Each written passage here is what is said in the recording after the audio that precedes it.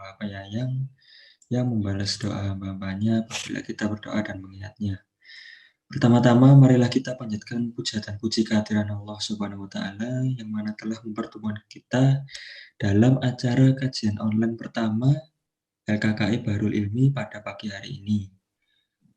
Oke, sebelumnya perkenalkan saya Bima sebagai MC acara pada pagi hari ini, dan selanjutnya akan dilakukan tilawah oleh Mas Farhan.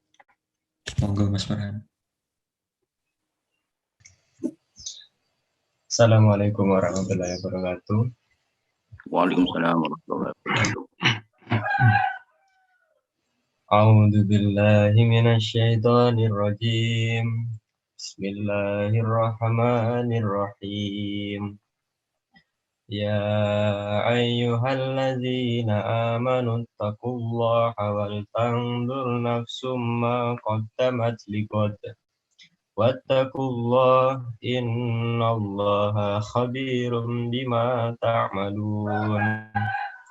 Wala takunu kallazina nasullaha fa'ansahum anfusahum ulaika humul fasiqun.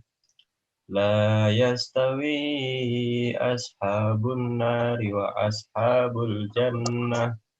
Ashabul jannati humul faizun. Law anzalna hadzal qur'ana ala jabalin la ra'aitahu khashi'an mutasaddian min khasyatillah wa tilkal amsalu nadribuha lin-nasi la'allahum yatafakkarun. Huwallahu allazi la ilaha illahu alimul ghaibi wasyahadah huwar rahmanur rahim. Huwallahu allazi la ilaha illahu al-malikul quddusus salamul mu'minul muhaiminul azizul jabbarul mutakabbir. Subhanallahi amma yusyrikun. Huwallahul khaliqul bari'ul musawwiru lahul asma'ul husna. Yusabbihu lahu ma fis samawati wal ard wa huwal azizul hakim. Sadaqallahul azim. Wassalamualaikum warahmatullahi wabarakatuh. Waalaikumsalam warahmatullahi wabarakatuh. Selanjutnya akan dilanjutkan dengan beberapa kata sambutan dari Ketua LKKI Bahrul Ilmi, Mas Abdillah. Waktu dan tempat dipersilakan. Ya, bismillahirrahmanirrahim. Assalamualaikum warahmatullahi wabarakatuh. Waalaikumsalam. Alhamdulillahirabbil alamin wa bihi nasta'in wa ala umuri dunya waddin. Wassalatu wassalamu ala asrofil anbiya'i wal mursalin sayyidina wa maulana Muhammadin wa ala alihi wa sahbihi ajma'in. Ya, alhamdulillah, puji syukur kehadirat Allah Subhanahu wa taala, karena berkat nikmat dan rahmatnya kita dapat dipertemukan kembali di pagi hari ini, di hari yang spesial, di hari Jumat, di bulan yang spesial juga, di bulan Ramadan. Yang terhormat kepada Pak Mustain selaku pembicara pada pagi hari ini, dan juga yang disayang, yang kita banggakan teman-teman pengurus Bahrul Ilmi dan juga peserta yang hadir pada hari ini. Semoga pada hari ini, pada pagi ini, kita dapat menimba ilmu sebanyak-banyaknya, terutama di bulan Ramadan, sehingga kita dapat memperkuat iman kita dapat meningkatkan ibadah kita selama bulan Ramadan ini, agar kita bisa meraih Ramadan yang maksimal. Mungkin sekian dari saya. Semangat buat seluruh peserta untuk menimba ilmunya dan ibadahnya selama Ramadan. Kurang lebihnya mohon maaf. Wassalamualaikum warahmatullahi wabarakatuh. Waalaikumsalam warahmatullahi wabarakatuh. Oke, selanjutnya kita langsung ke acara inti saja, acara kajian dari yang dipersembahkan oleh Pak Mustain, dan saya serahkan ke Pak Mustain untuk memulai kajiannya. Ya, waktu dan tempat dipersilakan. Assalamualaikum warahmatullahi wabarakatuh. Waalaikumsalam. A'udzubillahi minasyaitonirrajim. Bismillahirrahmanirrahim. Alhamdulillahirabbil alamin wa bihi nasta'in 'ala umuri wa asyhadu an la ilaha illallah wa asyhadu anna Muhammadan abduhu wa rasuluhu la nabiyya ba'da. Allahumma shalli wa sallim wa barik ala sayyidina Muhammadin wa ala alihi wa ashabihi.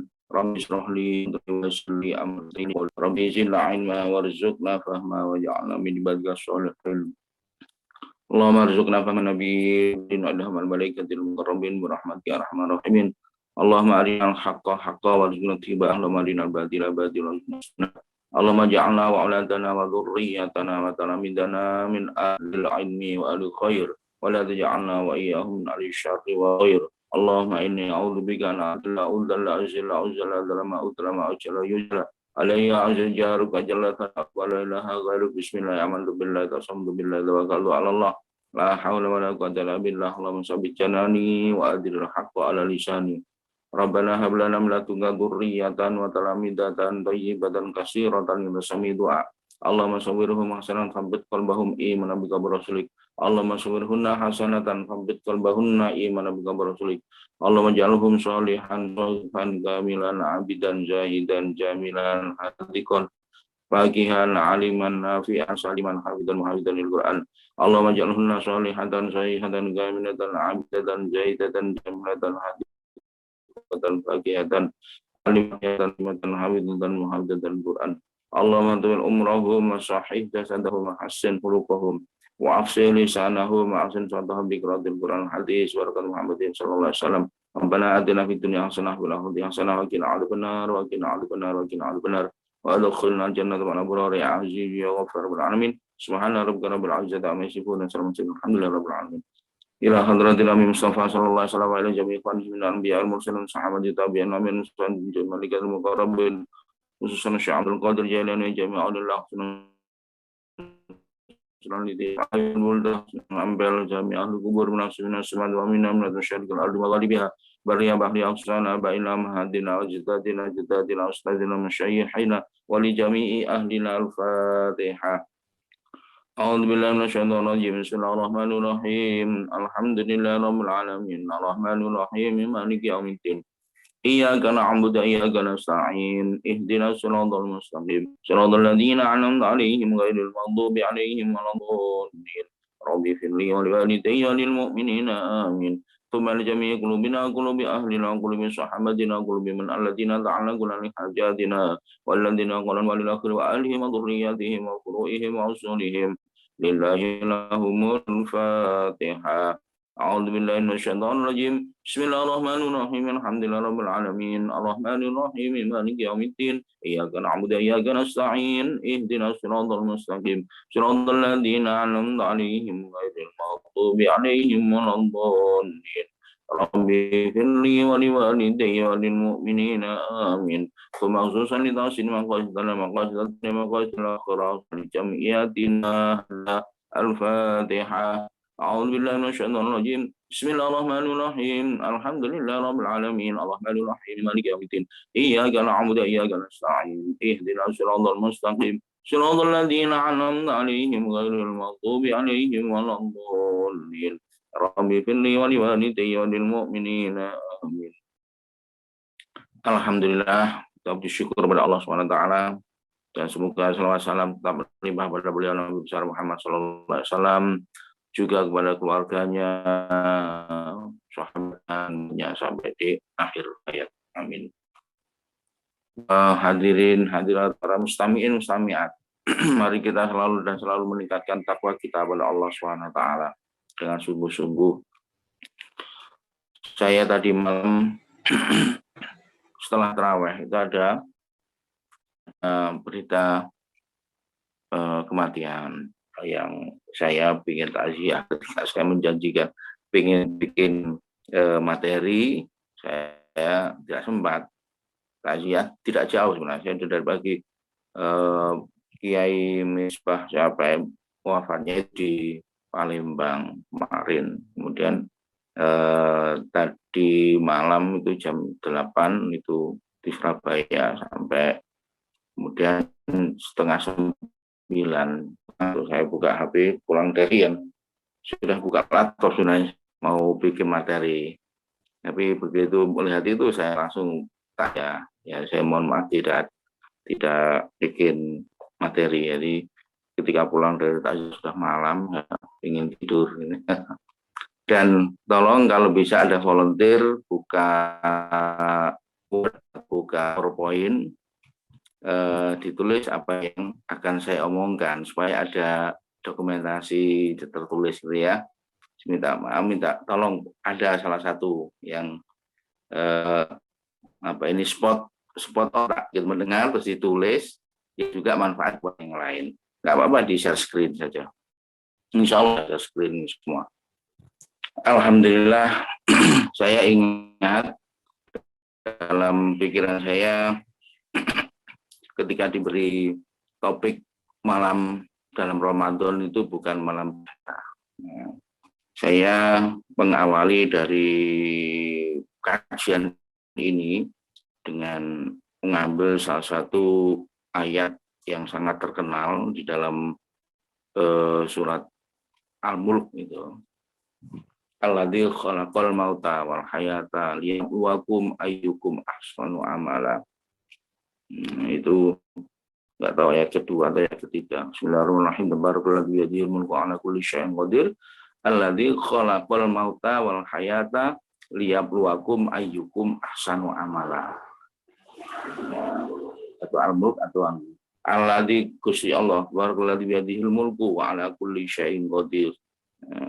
Maha baik, barokah besar ya. Alladzi khalaqal mauta, yang telah menciptakan mati, wal hayata, dan hidup, liyabluwakum, drapun nguji ing sira kabeh, ayyukum, siapa di antara kalian semua, ahsanu amala, yang paling bagus amalnya. Jadi Gusti Allah itu yang menciptakan mati dan hidup. Gunanya apa? Kan di situ li itu manfaat. Kalau Allah itu ya terhadap, li itu ya terhadap. Tapi kalau li itu konotasinya manfaat. Kalau Allah itu konotasinya madorot. Kalau di bahasa sederhanakan, yang li itu yang enak, Allah itu yang tidak enak. Dua-duanya itu ujian, tapi ini dikedepankan liyabluwakum, berapun Gusti Allah itu memberikan uji. Ayyukum, uji di mana antara kalian yang bagus amalnya. Jadi Gusti Allah create kita ini dalam rangka kita diuji. Pertama sebelum bilang diuji, dalam rangka Gusti Allah memberikan rahmat pada kita. Nah, sekarang dari pemikiran itu, bentuk pemberian Gusti Allah terhadap makhluknya, utamanya ya manusia ini, itu dalam frame apa, dalam kerangka apa, ya. Kiranya dalam kerangka kita tahu hidup ini, kerangka hidupnya apa sih? Kita hidup ini dalam dua alam, dalam dua dimensi kalau bahasa fisikanya. Dan kita sudah paham itu dimensi ruang dan dimensi waktu. Kalau dimensi ruang, kita bisa maju, bisa mundur, bisa naik ke atas, turun ke bawah, geser-geser, kita diberi keleluasaan oleh Gusti Allah. Nah, itulah salah satu fasilitas kita diberi oleh Allah dalam rangka meraih ayyukum ahsanu amala itu. Bisa milih, kita mau ke atas, mau ke bawah, mau ke utara, mau ke kanan kiri, di space ruangan ini loh. Ini kita bisa berikan kesempatan untuk memilih dalam rangka mana yang terbaik. Gitu ya. Kan tadi ujiannya itu ayyukum ahsanu amala. Nah kemudian satu dimensi lagi, satu alam lagi, yaitu dimensi waktu. Dimensi waktu itu cara Gusti Allah memberikan kepada kita untuk leluasa dalam rangka membuat menentukan bermusabakoh kita menjadi orang terbaik itu tidak seseluasa dimensi ruang. Kalau dimensi ruang kan kita bisa kesana kemari. Tapi kalau dimensi waktu tidak. Dimensi waktu itu range-nya kan dulu, sekarang, nanti kan gitu. Ini dimensi ruang itu ngalor ngidul, ngitan ngulon, dhuwur ngisor kan gitu ya. Kalau dimensi waktu itu dulu, sekarang, dan besok. Tadi kan sudah dibaca awal tandur nasum makot damat ligot. Nah, itu terkait juga. Lihatlah dirimu, awak-awakmu makot damat terhadap sesuatu yang sudah lewat, ligot manfaat untuk yang akan datang. Jadi range-nya dimensi waktu itu adalah kemarin atau tadi, sekarang, dan yang akan datang. Yang akan datang itu iso engko, iso sesuk, bisa besok lusa, bisa tahun depan, bisa dekade depan. Nah, di sini kita tidak sebebas seperti dimensi ruang. Kita tidak bisa mundur dan tidak bisa diam. Kan kalau kita bagi dimensi waktu, kalau kita bagikan mundur, diam, dan maju. Jadi kita tidak bisa mundur, tidak bisa diam, dan hanya maju. Maju pun ini mempunyai keterbatasan. Maju itu kecepatannya adalah konstan. Ya, detik per detik ini kita tidak bisa maju menggunakan kecepatan yang kita atur sendiri, nggak bisa. Itulah waktu. Pengen maju cepat nggak bisa, atau pengen maju lambat nggak bisa. Teorinya Albert Einstein memang bisa mundur atau bisa diam dengan teori relativitasnya itu. Monggo ditulis, saya pelan-pelan apa yang sampai bisa tulis. Tadi kan sudah dianggap. Jadi hidup ini pemberian Gusti Allah itu dalam rangka menguji di mana kita yang terbaik. Al-Mulk ayat 2 atau 3 nanti dilihat. Nggak apa-apa.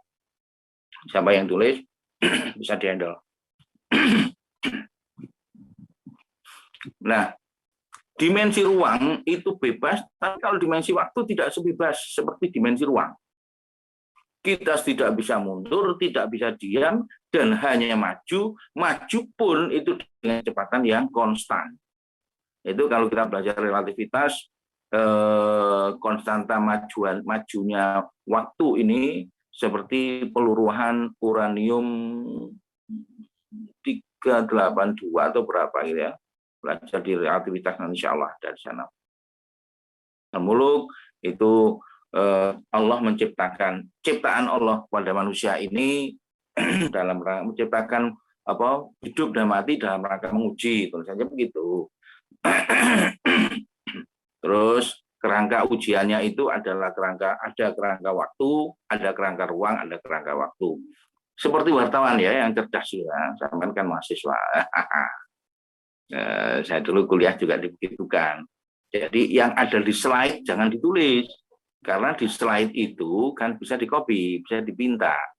Yang ditulis itu yang tidak ada di slide, yaitu yang diucapkan oleh pembicara, yang tidak ada di slide, atau yang bisa sampean kembangkan. Ini kok belum jalan sama sekali nih tulisannya. Bingung. Jangan bingung. Cerdas, mahasiswa ITS cerdas loh, calon pemimpin. Ayo ditulis ini. Atau yang lain, ganti yang lain, handle yang lain, yang cerdas. Syukur-syukur bisa idenya sendiri juga dikeluarkan yang terkait dengan apa yang saya omongkan. Sungguh sangat penting sekali apa yang saya akan katakan nih, akan sampaikan. Jadi Allah memberikan kerangka kehidupan ini supaya sama serius. Nanti kuliah juga begitu. Ya, kuliah juga begitu supaya mendapatkan banyak ilmu.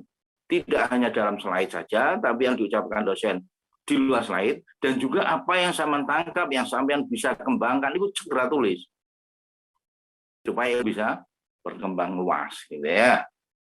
Adu kecerdasan, Rek. Ayo spot otak pagi-pagi. Ya, ketika kita dipaksa oleh Gusti Allah untuk berada dalam ruang waktu itu hanya maju saja. Teorinya Pak Albert Einstein itu bisa mundur, tapi dalam teori memang betul. Tapi dalam kenyataan susah sekali. Karena mewujudkan kenyataannya yang diminta persyaratan waktu bisa mundur atau waktu bisa diam, itu sangat besar. Paham, Rek? Tolong pahami. Kenapa demikian? Secara teoritis, teorinya Pak Albert Einstein, karena ini bicara malam Ramadan ya, berbicara waktu. Saya akan jelaskan dulu waktu gitu, Rek. Paham ya? Kenapa demikian? Secara teoritis memang betul. Saya pernah ikut praktikum teori relativitas. Teori relativitas itu waktu itu tidak konstan sebenarnya. Seperti yang kita lakukan ini. Waktu itu bisa berjalan dirubah-rubah. Bisa lebih cepat, bisa lebih lambat, bahkan bisa mundur.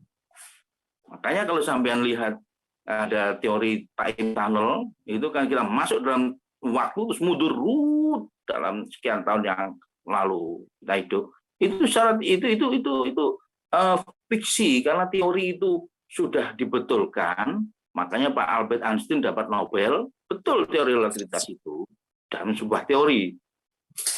Dalam kondisi ideal betul, tapi kehidupan kita tidak ideal. Saya tunjukkan ideal dan tidaknya begini. Waktu itu kata Pak Einstein itu bisa rubah dengan syarat frame kerangka yang ada dalam waktu itu mempunyai kecepatan yang dekat dengan kecepatan cahaya. Jadi kalau kerangka yang mau dihitung pergerakannya itu mempunyai gerakan yang cepat, secepat cahaya, maka waktu itu akan diam. Itu teorinya. Dan teori itu adalah mengatakan bahwa waktu itu relatif. Makanya disebut relativitas. Bisa molor, bisa mundur, bisa diam. Nek diam persis kalau kerangka yang digunakan itu bergerak mempunyai kecepatan cahaya. Itu waktunya diam. Saya tunjukkan bukti logikanya ini. Halo?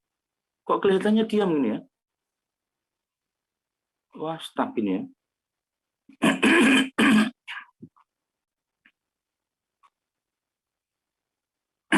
Halo? Halo Pak, G. Bisa dengar ya? Bisa Pak, lancar. Oke, baik. Logikanya begini, dalam praktikum saya mengikuti. Yang dihitung dikatakan kerangka benda yang mempunyai kecepatan yang mempunyai ukuran waktu berubah itu yang diukur itu adalah sinar. Semua sinar itu kan mempunyai kecepatan seperti kecepatan listrik.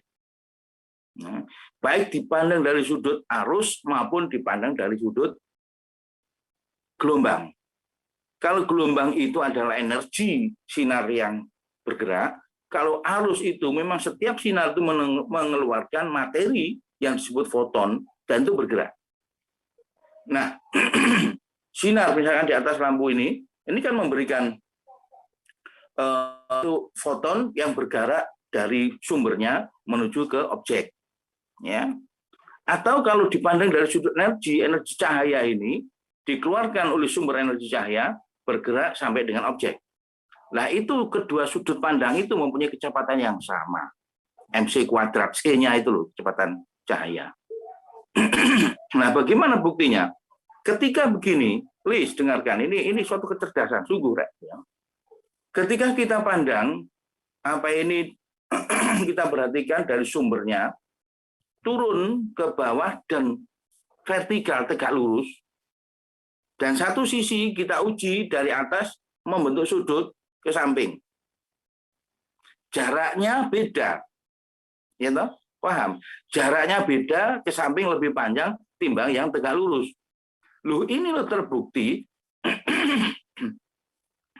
waktu penyampaiannya sinar itu diukur sama. Coba bayangkan, kecepatannya sama, jaraknya berbeda. Terus apa yang berubah? Pasti yang berubah adalah ukuran timingnya, gitu. Standar waktunya itu berubah. Itu bukti konkret sederhana. Nah, dari percobaan itu sehingga membuktikan bahwa standar ukuran waktu itu bisa rubah. Ya, perubahannya ini tadi buktinya. Karena kita melihat partikel dari cahaya ini mempunyai kecepatan yang sama, yang vertikal dengan yang samping, jaraknya berbeda, tapi ketika diukur dengan stopwatch, sudah barang itu stopwatch istimewa ini mendapatkan ukuran waktu yang sama. Loh kok aneh toh? Kecepatannya kan nggak rubah.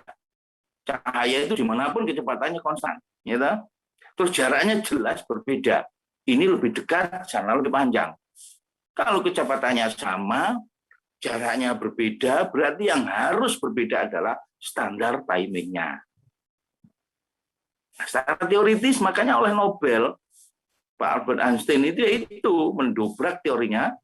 Siapa ini? Sama nggak nyongko toh ngaji hari ini kok belajar setinggi itu ya. Mendobrak teorinya Newton. Teori Newton itu mengatakan bahwa setengah mv kuadrat, ya, mengatakan bahwa waktu itu konstan. Ya, Pak Newton mengatakan waktu itu konstan, nggak bisa berubah. Ternyata sekian ratus tahun Pak Albert Newton itu Sir Isaac Newton itu namanya ya. Itu kan lama nggak tergolingkan teorinya Newton itu, hukum Newton 1, 2, 3 itu. Pada hakikatnya itu menguatkan bahwa yang baik yang kedua maupun ketiga nih, satu kan kelembaban. Kedua itu FMA, ketiga aksi reaksi. Itu menyatakan bahwa ya konkretnya ya FMA, F sama dengan MA, hukum Newton kedua ya. Itu konkretnya adalah mengatakan waktu itu tetap. Standar waktu itu ya uranium seri 238 atau berapa saya lupa ya, 232 atau berapa. Itu ukurannya. Yang dipakai standar jam manapun di dunia itu pakai ukuran itu. Dan itu sudah dikokohkan oleh Pak Newton sekian lama. Nah, teori konstannya waktu ini dibongkar oleh Pak Albert Einstein karena bisa membuktikan kalau waktu itu tidak konstan. Tapi syaratnya medium itu yang menggunakan waktu tidak konstan itu harus dijalankan dan mempunyai kecepatan sekitar kecepatan cahaya. Itu baru berubah. Nah, secara teori benar kita membuktikan memang cahaya ini kecepatannya ya kecepatan cahaya itu. Tapi untuk mewujudkan kan sulit, Rek. Bagaimana kita membawa universe kita ini, ngerti universe alam kita itu, dimensi ruang kita ini, kita gerakkan mempunyai kecepatan sekitar kecepatannya cahaya. Atau kalau mau membuat waktu itu tidak berjalan, yang mempunyai kecepatan yang sama dengan kecepatan cahaya. Nah, ini kan nggak mungkin. Energinya siapa? Terus medium untuk menggerakkan universe ini loh. Tahu universe? Nanti saya jelaskan universe itu apa. Dimensi ruang yang kita belum tahu batas luarnya, kita belum tahu batas terkecilnya. Ini kita harus gerakkan secepat kecepatan cahaya. Itu baru bisa merubah standar waktu. Nah, karena energinya nggak ada, nggak cukup, Rek. Energi matahari, energi bintang itu kumpul koyo opo. Energi bintang itu ya ada dalam universe ini. Kita kumpulkan, terus kita gunakan untuk menggerakkan universe itu sendiri. Terus pergerakannya bisa sampai sekitar kecepatan cahaya. Lah kan susah itu. Energinya nggak ada, terus mediumnya. Kita harus menciptakan medium yang jauh lebih besar dibanding besarnya universe. Universe ini jagat raya ini, Rek. Paham? Jadi nggak mungkin teorinya Pak Albert Einstein itu bisa direalisasikan untuk kehidupan nyata, ini nggak mungkin. Tapi untuk kehidupan teori bisa. Asal untuk model misalkan bisa. Makanya orang Amerika ketika mengikuti perkembangan fisika relativitas seperti itu, nggak serantan dia. langsung membuat film-film fiksi time tunnel misalkan. Kita dimasukkan pada terowongan, itu masuk dalam pergerakan dalam kerangka yang bergerak melebihi kecepatan cahaya. Kalau sama dengan kecepatan cahaya itu waktunya diam. Kalau melebihi kecepatan cahaya itu waktunya mundur. Kalau kecepatan geraknya itu jauh melebihi kecepatan cahaya sekian kali, maka mundurnya bisa cepat sekian tahun yang lalu. Jadi misalkan kita ingin ketemu Ramses II, Fir'aun itu sekitar dengan sekarang kan sekitar 4.000, 5.000 tahun yang lalu. Ya kecepatannya dibesarkan ya, teori itu apa ini? Teori energinya C, jadi ketemu Ramses II ketika ngelawan Nabi Musa misalkan loh. Nah, itulah keadaan waktu. Kembali ke keadaan dimensi ruang yang saya sudah sebut jagat raya atau universe ini. Universe itu teoritis saintifik ini belum bisa menghitung, belum bisa menjamah, belum bisa melihat tepinya itu mana. Paham? Jadi skala besarnya ini loh. Kita bayangkan kalau kita naik perahu, kita naik kapal gede ini ya. Juru kapal ternyata gede. Panjenengan kita bisa lari kesana semari. Terus kita mudun di pantai. Kita sekarang lihat perahu itu berangkat semakin jauh semakin kecil. Nanti malah semakin nggak kelihatan. Kita bayangkan kita sekarang di luar bumi. Ketika bumi bergerak semakin jauh, maka memang bumi itu kecil, tak kandani. Jadi komunitas planet kita yang ada 11 atau 12 itu ditokohi oleh matahari, oleh bintang. Nah, bintang kita itu matahari. Itu yang memberi sound energy, yang memberikan kekuatan untuk planet-planet sekitarnya itu bergerak. Jadi bagaimana muncul hari, muncul bulan, muncul tahun itu dari sini. Jadi sebelum bicara Ramadan kan bagian dari bulan, bagian dari tahun. Bumi setiap saat mengitari dirinya. Satu periode putaran itu 1 hari, yaitu 24 jam. Dan bumi mempunyai tetangga kecil, mempunyai planet kecil yang disebut bulan. Bulan itu setiap 8 jam atau berapa jam itu dia putar terhadap dirinya. Pahami ini, Rek. Jangan tidak paham. Orang ekstak harus paham ini. Setiap memutari dirinya bulan ini dan juga memutari bumi. Satu putaran itu 1 bulan. Paham, Rek, ya? Bumi memutari dirinya sendiri 1 putaran 1 hari, bulan memutari dirinya sendiri dan sambil mutari bumi itu 1 putarannya 1 bulan. Nah, bumi ditemani bulan ini satu interaksi, ya, ada penyatuan 2 benda yang bergerak itu kan punya pusat massa yang baru. Nah, pusat massa baru antara bumi dan bulan ini bergerak melingkari, memutari matahari. Jadi bumi dan bulan ini rukun ya, bergerak runtung-runtung ini mengutari matahari. 1 kali putaran itu 1 tahun. Paham ya? Nah, itulah munculnya antara dimensi ruang berupa bumi, bulan, matahari, terus berinteraksi dengan waktu. Ya. Lu ngini sistem ini sing gawe Gusti Allah, Pak. Wong tene ateis iku wong gendeng ya ateis kan iki, gak iso memahami ilmu pengetahuan. Wong ini pikiran cerdas gak mungkin ateis. Pasti ini ada Tuhan yang mengatur. Terus energi siapa? Terus siapa sih ngatur? Siapa sih gerakno? Ini gak segera kita serahkan pada Tuhan, iso bento mikir sopo sih gerakno. Siapa yang membuat stabil bumi terus dalam 1 tahun ngiteri matahari? Nah, saya ingin menunjukkan luasnya universe jagat raya ini. Jadi sistem bumi dan bulan ngitari matahari, Jupiter juga yang ada 11 sampai dengan Pluto yang terjauh itu juga mengitari matahari. Nah, satu komunitas yang diketuai matahari itu namanya tata surya. Jadi kita ini dalam tata surya yang ditokoi oleh matahari kita.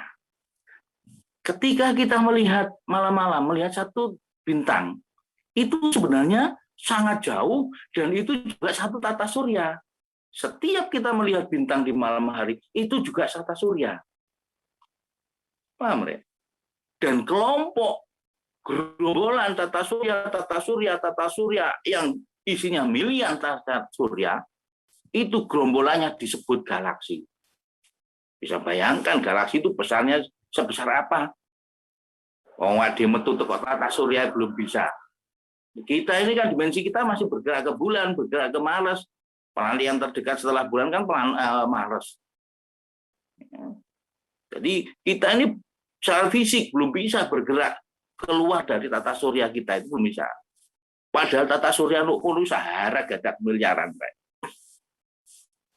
Nah, kelompok tata surya ini satu gerombolan. Namanya galaksi. Satu gerombolan ini namanya galaksi. Nah, galaksi yang kita ada, tata surya kita ada itu diberi nama oleh saintifik, aku lali jenenge, tapi nggak bahasa Indonesia ini Bima Sakti. Lu ternyata dari gerombolan dari Bima Sakti ini, keluar dari Bima Sakti, di sana ada galaksi lagi, ada galaksi lagi, ada galaksi lagi. Miliaran galaksi. Katanya pengetahuan, galaksinya saja miliaran. Mana isi nih, tata surya nih, mana bintangi. Nah, galaksi, kumpulan dari galaksi, itu namanya gugus. Gugus kita ini namanya Andromeda. Jangan bayang no. Berapa triliun itu, enggak hanya miliaran nih kalau bintangnya, atau apalagi planetnya. Satu gugus Andromeda itu loh. Loh, padahal di luar gugus Andromeda itu ada gugus lagi. Ilmu pengetahuan itu sudah bisa menangkap jenis sinar yang datangnya dari luar gugus Andromeda. Yaitu ilmu astronomi lah, ilmu fisika bagaimana melihat karakteristik gelombang sinar, kalau gelombang cahaya yang itu bukan cahaya dari Andromeda, di dalam Andromeda. Itu konon ada, sudah bisa ditemukan. Loh, itu loh kalau kita bisa mengukur besarnya Andromeda kita. Belum Andromeda yang lain, belum gugus yang lain ya. Itu kita seperti ada pada kerangka 10⁻²⁴. Kalau ukuran normal biasa kita ini kan 10⁻1, 10⁻2, 100, 10⁻3, 1000, 10. Nah, ini dimensinya luas gitu. Sampai 10⁻²⁴. Kalau skala besarnya. Kalau kita ada di sana, di luar gugus, di luar Andromeda sana, kita berdiri di sana, itu melihat bumi itu, kalau kita bayangkan jam 12 siang di rumah kita yang gentengnya bolong, terus ada berkas sinar matahari, terus di situ ada debu-debu kecil-kecil itu kelihatan kelembung-kelembung. Lu itu loh sebesar itu kegedean, kata fisikawan. Kalau kita kira-kira kalau ada di Andromeda, di luar tepi Andromeda, terus melihat bumi itu bagaikan kita melihat debu di berkas sinar, itu pun masih kegedean. Itulah bumi, itulah ada Amerika, ada Rusia, ono sing wong seneng perangai, geroyokan kayak menunggu. Jal bayangno, itu dimensi ruang kita. Yang Gusti Allah persilahkan kalau kita bisa menjamah sampai sana. Ini range terbesar. Range terkecil kan ukuran kecil kita normal ini ya. Lebih kecil lagi yang terakhir yang kita bisa mengenali dengan mikroskop elektron itu diperbesar sampai 1 juta kali. Jadi dikecilkan, kita zooming sampai memilah menjadi satuan 1/1 juta, itu 10 pangkat min 6. Ya. Nah, ilmu pengetahuan itu bisa menjamah 10 pangkat min 24. Itu bentuknya apa? Bentuknya itu kuok di bawah inti. Jadi inti yang ada proton, ada neutron, ada elektron, itu dipilah-pilah lagi. Ya, dipilah-pilah lagi, di sana ketemu kuok. Kalau inti atom itu ada ada kelaminnya, proton itu laki-laki positif, elektron itu negatif, dan neutron itu netral. Kalau di kuok ini ya, satuan di bawah konon miliaran juga, satu elektron itu loh, satu proton itu isinya miliaran kuok, dan itu belum ditemukan jenis kelaminnya. Jadi alhasil manusia melalui saintifik ini bisa melihat yang terbesar itu 10 pangkat 24, bisa melihat yang terkecil itu 10 pangkat min 24. Jadi range-nya itu 10 pangkat 48. Itu pun belum ketemu titik luarnya jagat raya, garis luarnya jagat raya belum ketemu. Karena terbukti ada sinar yang datang dari luar Andromeda. Itu artinya ada gugus, ada gugus di luar Andromeda itu ada. Ada yang sudah bisa memberikan nama gugus yang terdekat dengan gugus Andromeda itu apa nama. Terus yang terkecil itu juga belum terakhir. Nanti terakhir kan 0 berarti ya. Makanya pendekatan limit itu nggak betul. Sekecil apapun itu tidak 0, sekecil apapun itu ada. Kalau ada didekatkan atau disama dengankan dengan tidak ada itu kan nggak betul, itu nggak betul, itu penipuan. Jadi saintifik itu ada penipuannya.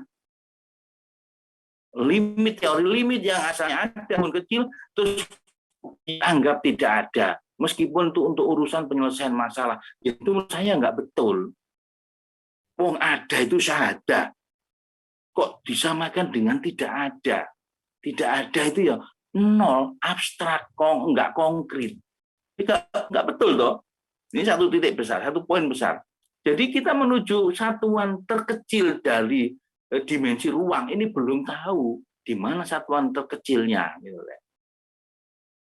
Baik, ya, paham ya dimensi ruang, dimensi waktu. Nah, kita hidup ini yang dalam rangka diuji oleh Tuhan itu dalam sinergi antara dimensi ruang dan dimensi waktu. Yang tadi saya katakan dimensi ruang itu kita bisa kesana kemari semampu kita, diberi fasilitas oleh Allah akal ini. Semua makhluk Allah diberi akal, hanya manusia ibarat malaikat iri kok. Bagaimana koyok-koyok ya bahasa kasarnya itu iri. Wa'allama adamal asma'a kullaha tsumma 'aradahum 'alal malaikati faqala ambiuni bi asma'i haula'i in kuntum shadiqin. Ya, Gusti Allah paring ilmu nunggone Nabi Adam itu hanya nama tok. Wis sodoro nunggone malaikat iso toga. Nek malaikat itu luweh mempunyai derajat tinggi. Terus terusannya ayat ini apa ya? Terus malaikat jawab, saya tidak punya ilmu karena tidak diberi Gusti Allah. Akhirnya artinya itu tunduk. Malaikat itu takluk dengan manusia, gitu Rek. Jadi derajatnya manusia itu lebih paling tinggi. Wes, kembali ke tadi. Ketika manusia itu diberikan leluasaan di dimensi ruang ini, terus disinergikan dengan dimensi waktu, itu dalam ilmu fisikanya adalah melalui konsep pergerakan. Ya, dalam analogi agama, kita diberi ketika kita jalankan melalui waktu, jadilah itu perbuatan. Ya, materi ketika teori fisika ya, ketika materi itu digerakkan, bergerak kan butuh waktu. Nah, butuh waktu itu masuklah jadilah energi. Jadi energi itu analogi ke yang lain itu namanya perbuatan atau mal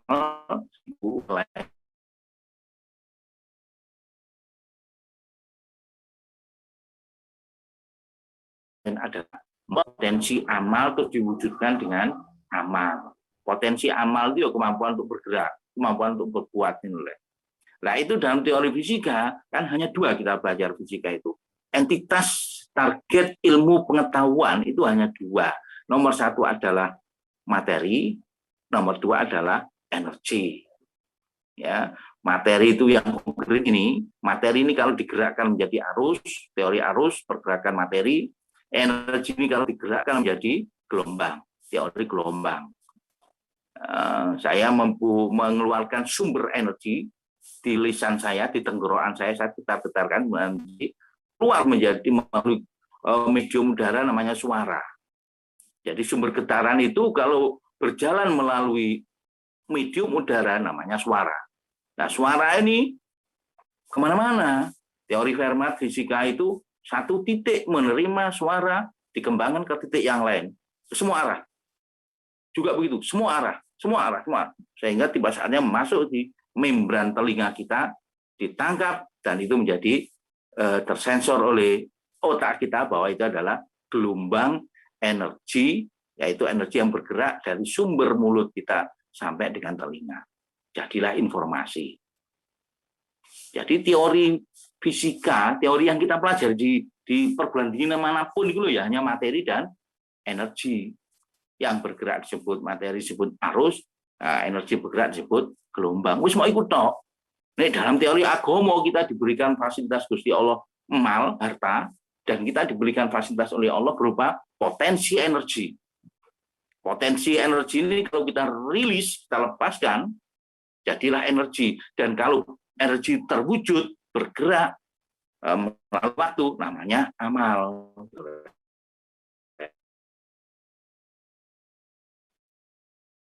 Yang diberikan bekal energi akhirnya diwujudkan berupa amal, dan itulah nanti di akhirat itu yang ditotal, yang kita harus tanggung jawabkan, mana kamu saya berikan kemampuan buat wujud perbuatanmu itu apa sekarang. Dan kamu juga saya beri fasilitas harta. Endi mbok gawe apa ae. Nah, ono kaidah awwalu ma yuhasabu indallah as-shalah. Pertama yang dihisab oleh Gusti Allah itu salat. Salat itu adalah bagian dari amal, dari perbuatan. Ya, tokohnya perbuatan yang terpenting adalah salat. Nek salate apik, perbuatan yang lain juga apik. Paham ya? Nak belajar duwe kaidah agama, iso memahami fisika, iso memahami konsep universe ini, wah tambah kuat iman kita kadang. Ya, jadi kembali ke arah pembicaraan topik kita, melihat malam Ramadan bukan malam yang biasa. Ini kan berarti kita sudah ada dalam kerangka pikiran kita dalam khusus membahas waktu, toh. Tapi tidak bisa lepas dengan kerangka ruang. Untuk menuju ke sana, gini, Gusti Allah itu kan memberikan janji. Gusti Allah itu akan membalas perbuatannya manusia ini minimal 10 kali tak kalian. Minimal itu. Iso 70 kali, iso 100 kali, iso yudhaifu liman yasha. Iso diganjar Gusti Allah, terserah Gusti Allah. Contohnya kayak poso iki lho, Rek. Gak kena dihitung, wis iku urusanku. Orang puasa, orang haus, orang lapar memang karena demi Allah, karena taat perintah Allah, iku sing ganjar iku urusanku iku. Ngono Gusti Allah dawuh. Saking gedene ibadah poso. Wong poso iku gak ono sing roh nek Gusti Allah tok karo awake dhewe. Nek wong gak poso iku kabeh wong roh. Oh, wongku mangan berarti gak poso toh. Oh, wongku gak mangan mosok terus iku nek gak mangan terus diarani poso, kan belum tentu. Jadi keputusan poso, keputusan perbuatan puasa dan tidak yang tahu hanya Gusti Allah dan yang bersangkutan tok. Mangkane iku sing janji yudhaifu liman yasha iku Gusti Allah. Yudhaifu dilipatkan mbok 1 juta kali, mbok 1000 kali ya urusane Gusti Allah. Koyo ngono saking gedene ganjaran poso itu tergantung keikhlasan nih, katakan.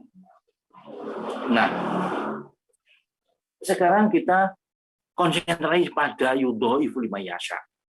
Jangan hanya konsentrasi pada diganjar 10 kali lipat.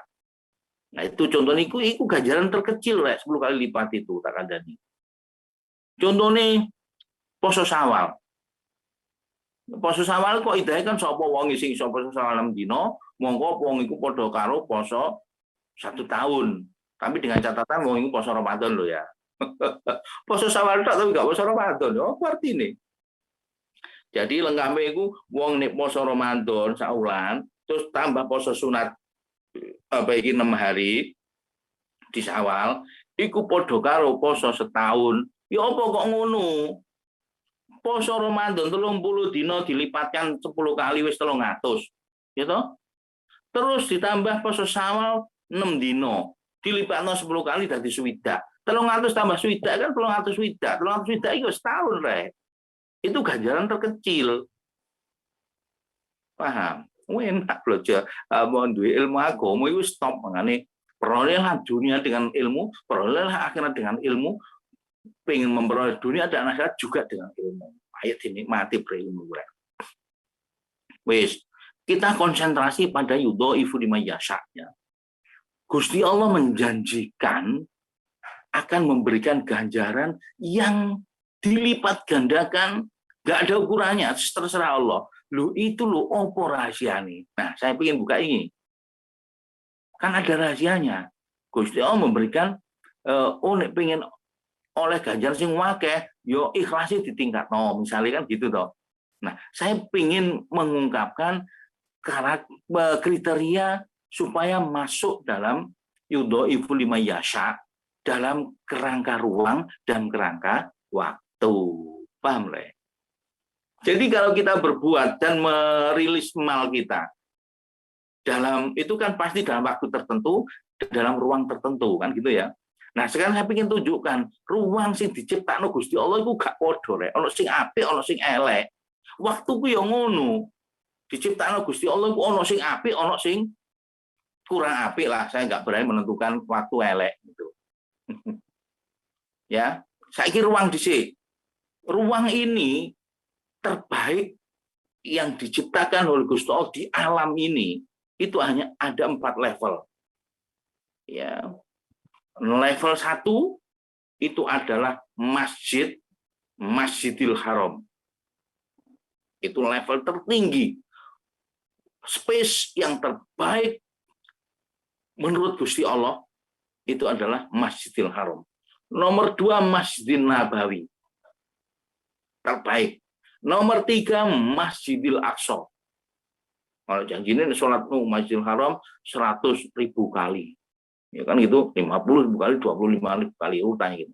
Terus level keempat, ini masjid sembarang di luar masjid 3 itu.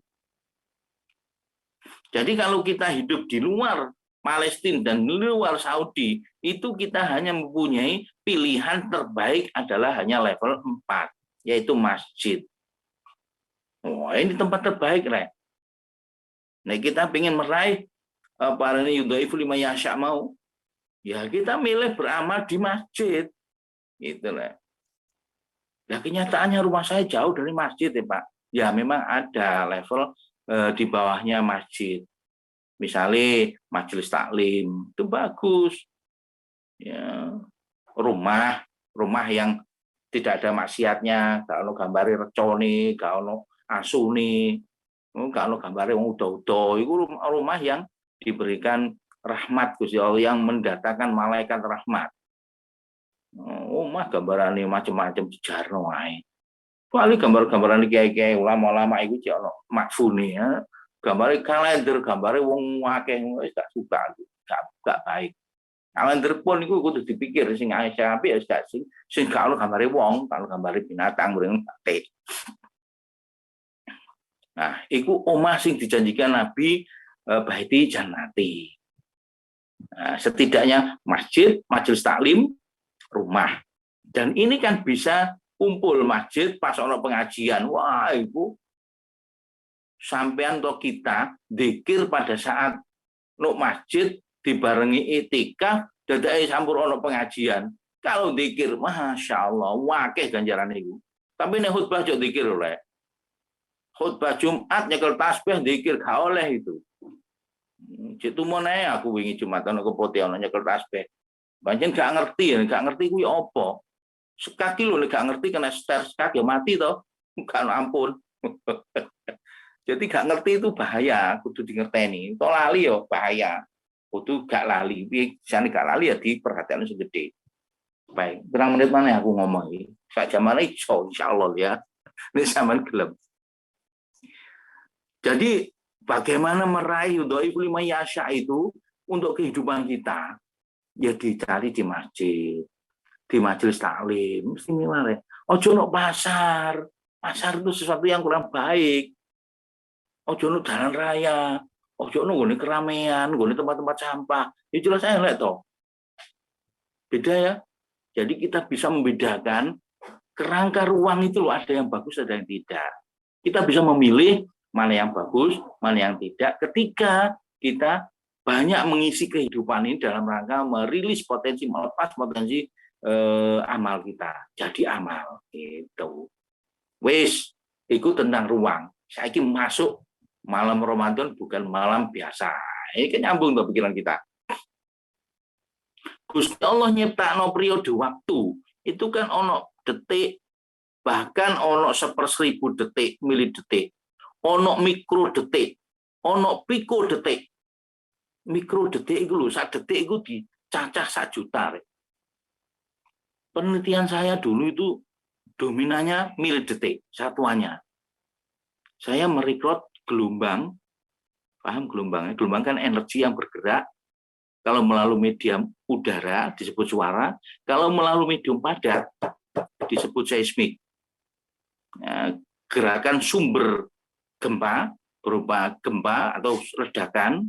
Kalau saya dulu ledakan dinamit gitu, ledakno. Nek skala penelitian ya ada plate di hammering gitu.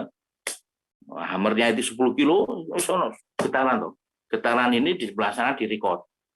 Nah ini satuannya saya dulu miliskon, akan jadi cacahan satuan seismogram, mendelok seismogram satuannya miliskon. Nah saya mencoba ada satuan lebih kecil, jenenge itu ilmu mekanika seismik, mekanik seismik, itu satuannya mikroskon. Jadi sak sekon itu ono cacahane 1 juta, bayangno. Lu sekarang dikembangkan pikoskon. Sak sekon, sak nggone detik itu dicacah sak miliar. Itu ilmu pengetahuan. Nah, ternyata ilmu pengetahuan itu kan bisa diolor seret. Modelnya kan biasa diolor. Model itu kita membuat kurva grafik seret mulai 0 sampai 1 ini kan tergantung kita. Detik atau triliun tahun kan boleh toh. Lu ini kok urip no akhirat. Nek digawe satuan iki triliun detik yo gak ana akhire rek. Omane satuane mau jam yo tambah gak ana akhire. Nah, urip di luar akhirat iku yo ana akhire rek. Akhire iki diperes kene yo kena, digenggangno kene yo kena. Mau jenenge model. Ya toh? Jadi aku menyampaikan bahwa penelitian saya yang saya alami itu loh mencoba merambah satuan mikrodetik. Nah, tapi hanya perbandingan, tapi real inti penelitian saya satuannya ya milidetik Mas ya. Gelombang seismik. Jadi gelombang itu adalah energi yang bergerak. Kalau di medium udara namanya suara, di medium padat namanya seismik, termasuk gempa, termasuk alat untuk mencari sumber minyak. Terus kalau melalui medium cair namanya tsunami. Selama ini kadang-kadang guru ngerti ngomong tsunami tapi definisi fisikanya gak ngerti. Saya ini dia ngerti alhamdulillah. Jadi tsunami itu statusnya podo kalau suara, podo kalau seismik. Cuman beda mediumnya saja. Bagian dari energi yang bergerak. Jadi bagian dari gelombang. Nah, gitu. Wes, memang kan bagi waktu gimana? Saya akan menjelentrehkan waktu itu satuannya bisa pikul detik. Orang menjawab pikul detik. Pikul detik 1000 pikodetik namanya mikrodetik. 1000 mikrodetik namanya milidetik. 1000 milidetik namanya detik. 60 detik namanya menit. 60 menit namanya jam. 20 jam namanya hari. Kan gitu loh. 30 hari namanya bulan. 12 bulan namanya tahun. Lah masing-masing periode ini loh ono istimewane rek. Sawak dhewe delok periode harian. Istimewane kapan? Dalam rangka meraih yudhaif lima yasa'an mau. Digabungan disinergikan dengan tempat tadi. Ya, sepertiga malam yang terakhir itu istimewa rek. Jangan sampai kita setiap hari lengah terus gak pernah ada pikiran. Jangan sampai, kecuali sesekali tok kerinan gak apa-apa, nah bendino kerinan, apa akhirnya dadi wong kerinanan. Kalau sudah setiap hari begitu itu menjadi karakternya. Kalau hanya sesekali enggak. Pengen dadi karakter orang ahli jamaah ya ciptakan istiqomah jamaah terus akhirnya terdefinisi wong iki ahli jamaah kan gitu toh. Jadi wong iki ahli sholat malam. Wah, itu dalam rangka kita ayyukum ahsanu amalan tahu.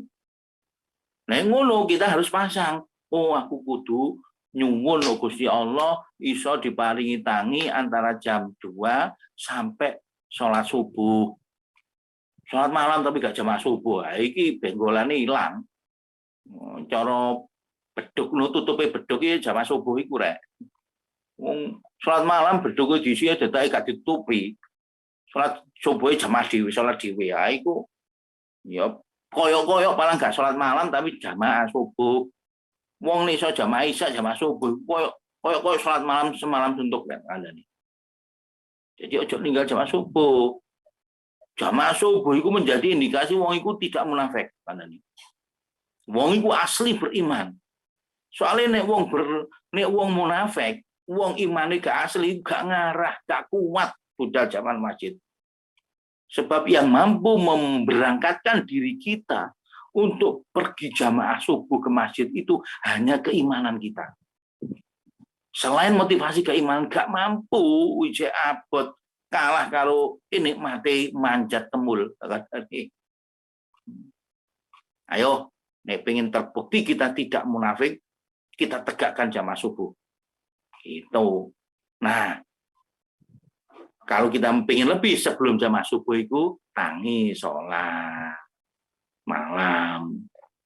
Yo, ono syukrul wudu, ono sholat tahajud, ono sholat hajat, apa jenenge terserah. Semuanya itu dikumpulkan dalam nama sholat lail, gitu loh, Rek. Terus diakhiri sholat witir. Mari sholat witir, adzan subuh, budal masjid, mlebu masjid sholat tahiyatul masjid. Mari tahiyatul masjid, wis mari adzan terus sholat syukur, sholat fajar. Nah, sholat fajar iki lho khairu minad dunya wa ma fiha. Enak ngene wong mukmin iku. Pengen tuku tanah sak Amerika iku gak masalah, ya sholat fajar tok wis oleh kan. Gak terima sak Amerika, sak Rusia ini pisan, sak Cina ini pisan keteku kabeh gitu. Gak percaya yo mati dhisik nek gak percaya. Gitu loh, Rek. Beriman itu gitu. Nah, sholatul fitri khairu minal sholatul fajri, ono informasi gitu, tapi aku kurang tahu. Jadi sholat witir itu lebih apik timbang sholat fajar. Padahal sholat fajar itu lebih apik timbang dunya dan seisinya. Ya. Gak terima dunia fisik kita, isine pisan. Apa gak tergiur kita dengan apa itu fasilitas yang diberikan oleh Allah seperti itu. Itu adalah peluang-peluang kita bisa mendapatkan yudhaifu lima yasha dalam lingkaran hari. Sekarang lingkaran minggu, dino Jumat. Nek wis Kamis sore ku ayo ngeh pikiran kita, wah iki hari istimewa iki Jumat iki. Minimal kita harus berbuat apa gitu ya. Itu harus terset up di pikiran kita. Ojo datar air. Kita itu dipaksa oleh Gusti Allah menjalani waktu. Kita tidak bisa diam, apalagi kita mundur. Jadi ini awal dewe gak nyusun strategi sing istimewa, yo kilangan kita. Paham ya? Ayo disusun strategi, waktu saya harus efektif sesuai dengan yang diinginkan oleh Allah, yaitu untuk ta'abbud. Itu toto. Wis malam Jumat teko Kemis asar wis nang ayo pikiran iki malam Jumat, ayo diisi tidak sama dengan malam-malam dengan hari-hari lain. Sayyidul Ayyam. Jadi gustine kaya iku, bendorone kayak malaikat itu malaikat Jibril. Jumat itu ibarat malaikat Jibril. Jumat terhadap hari-hari yang lain, malaikat Jibril terhadap malaikat-malaikat yang lain. Itu. Ya, itu lingkaran minggu, lingkaran bulan. Ono tanggal 13, 14, 15 disebut Yaumul Bid. Ono Saumul Bid poso putih. Maksudnya pada tanggal 13, 14, 15 itu malam hari itu terang bulan ini tanah Hijaz ngono kan gunung-gunung waktu tok sehingga putih. Makanya disebut awane siang hari kita disunatkan sunat poso putih. Itu maksudnya orang kok mangan sego putih tok ngono gak. Mau sego jagung gak dipangan lah. Ya maksudnya putih iku rek. Nah, lingkaran bulan sudah, lingkaran hari sudah, lingkaran minggu sudah, sekarang lingkaran tahun. Tibalah 1 tahun lingkaran itu, ada pilihan Gusti Allah 1 bulan yang istimewa. Ada 1 bulan yang istimewa, bukan main istimewanya. Sampai nih awak dhewe roh istimewa nih. Bulan Ramadan itu, awak dhewe ku njaluk setahun ini dadekno bulan Ramadan kabeh. Ya apa sih istimewa nih? Bagaimana tidak istimewa? Dijanjikan dalam bulan Ramadan itu ono 1 malam sing khurun min alfi syahrin. 1000 bulan. Jadi 1 malam itu lebih bagus. Bukan sawaun min alfi syahrin ila alfi syahrin. Khairun itu lebih bagus. Luweh itu kelebihannya itu bisa lipat ganda. 1 juta karo siji iku nek kita sebut ya 1 juta lebih banyak timbang 1. Angka loro dibanding 1 yo kita mengatakan 2 lebih banyak timbang 1 gitu. Padahal podo-podo lebih banyak kecuali 1 sama dengan 1. Itu podo. Nah, nek khairun itu lebih banyak, itu bedanya itu jauh tak terhingga. Disinilah letaknya ad-afulima yasha iku uniku. Nggone ulang Ramadan niku ono malam sing malam itu lebih bagus timbang 1000 bulan. Ya, 1 malam tok. Wong Lailah yo sitok. 1000 bulan niku piro sih? 82 tahun. Jadi nek awak dhewe nok poso iku ketemu Lailatul Qadar itu padha karo kita itu beramal selama 1000 tahun. 1000 bulan. Padha karo 82 tahun. Kalau kita bisa menemukan Lailatul Qadar 10 kali dalam rangka 10 tahun kita poso ketemu kabeh, tarawih lengkap ketemu Lailatul Qadar kabeh, berarti kita seperti beramal 820 tahun. Kalau umur dewasa kita 50, misalnya 50 tahun, dan setiap tahun bisa menemukan Lailatul Qadar, kira itu 80 ping 82 ping 5 itu 400 ping 50 ya, 50 tahun. Umure wong iku swidak misalnya, mulai baleke umur 15, berarti kan ono pira? Umur sudah 5, berarti kan 50 tahun. Usia itu direkod Gusti Allah, katanya oleh Lailatul Qadar kabeh. Sing engko tak terangno ya.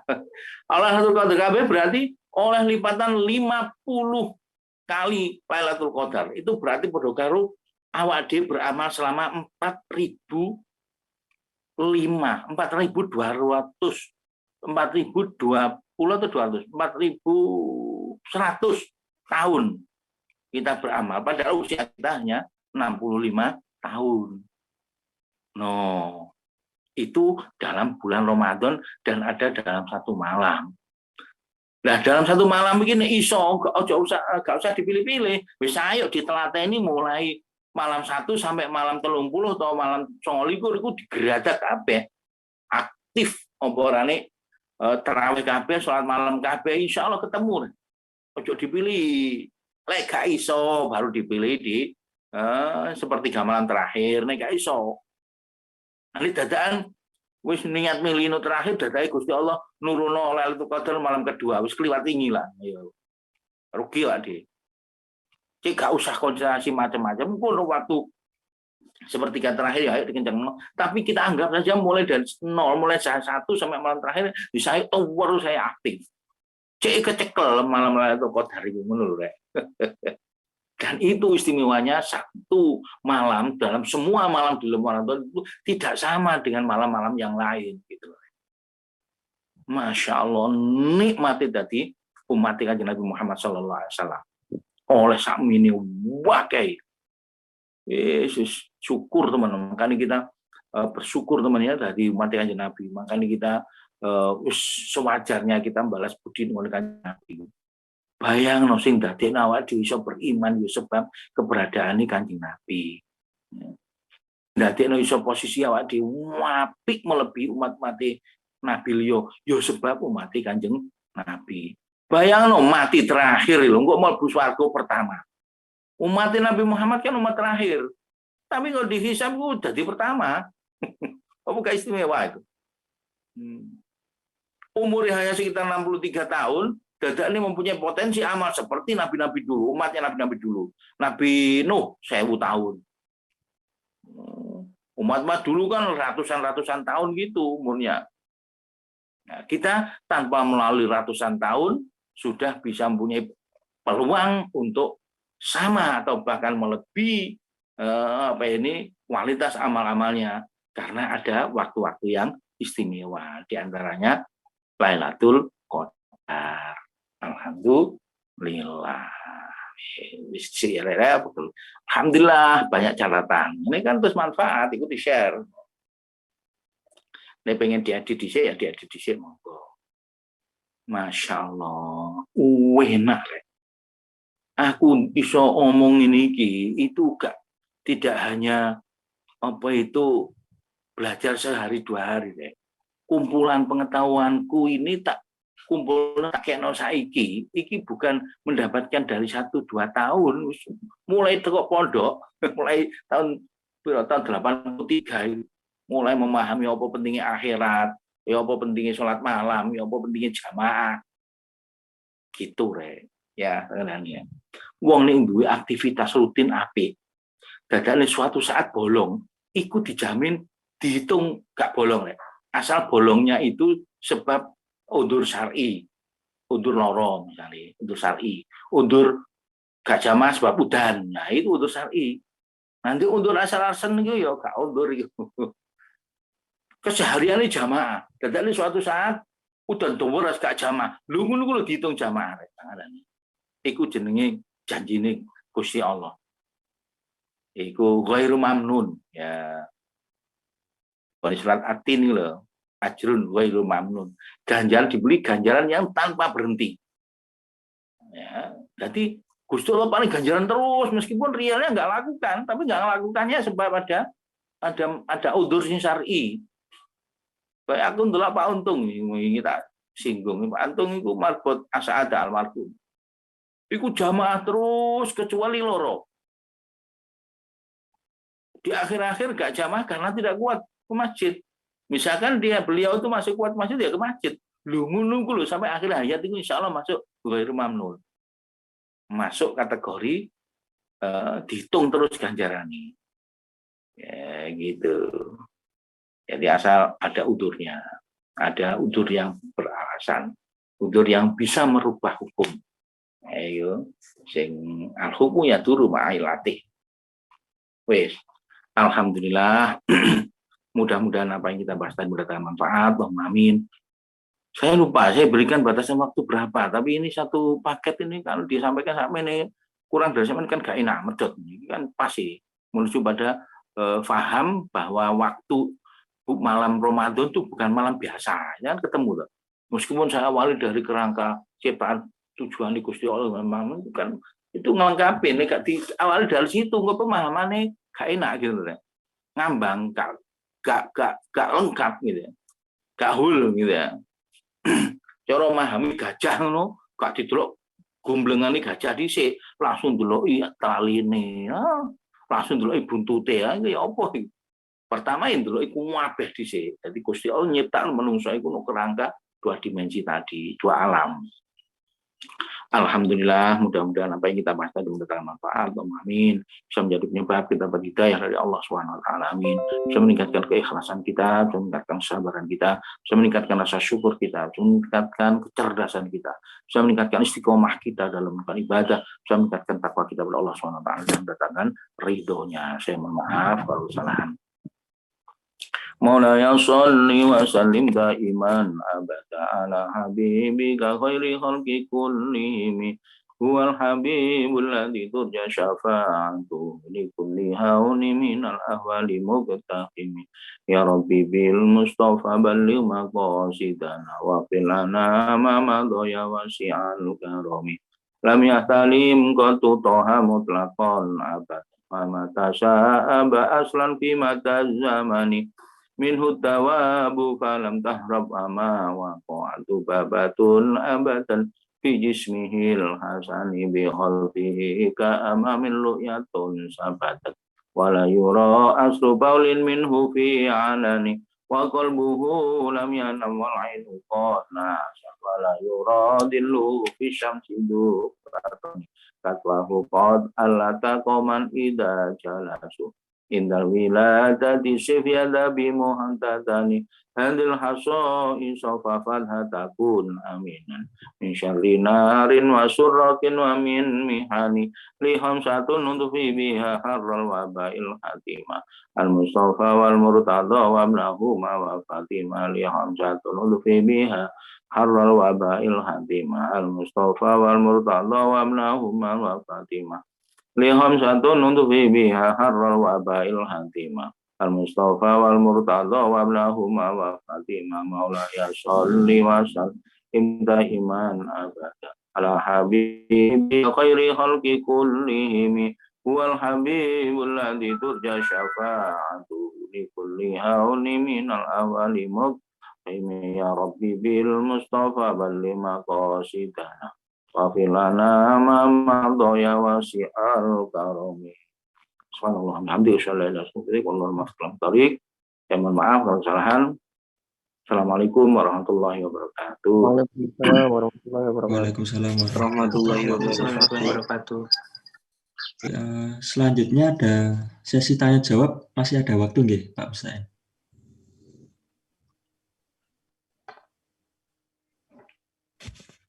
Untuk sesi tanya jawab 10 menit. Ya, mohon maaf ya, ada tanya jawab. Mestinya ya. Waktunya sudah habis.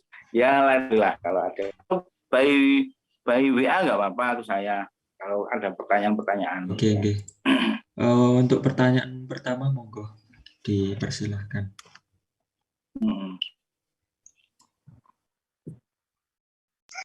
Ya Pak, izin bertanya Pak. Ya, silakan. Kalau kan untuk di musim ini kan masih ada pembatasan di masjid ya Pak, kegiatan di masjid. Nah itu nanti apabila untuk kegiatan yang tidak bisa kita lakukan di masjid dan kita lakukan di rumah, itu apakah Pak ganjarannya itu akan sesuai saat kita melakukan di masjid Pak?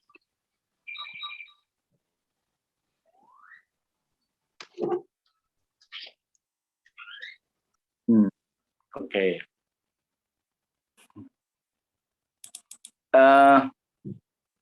Yang lain paham pertanyaan ini ya.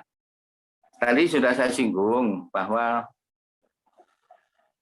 ajrun ghairu mamnun. Kemudian ada kaidah apa ini al-hukmu yaduru ma'illati. Hukum itu berputar-putar sesuai dengan ilat. Ilat itu penyebabnya. Wong gak wajib sholat lek kapan mati. Terus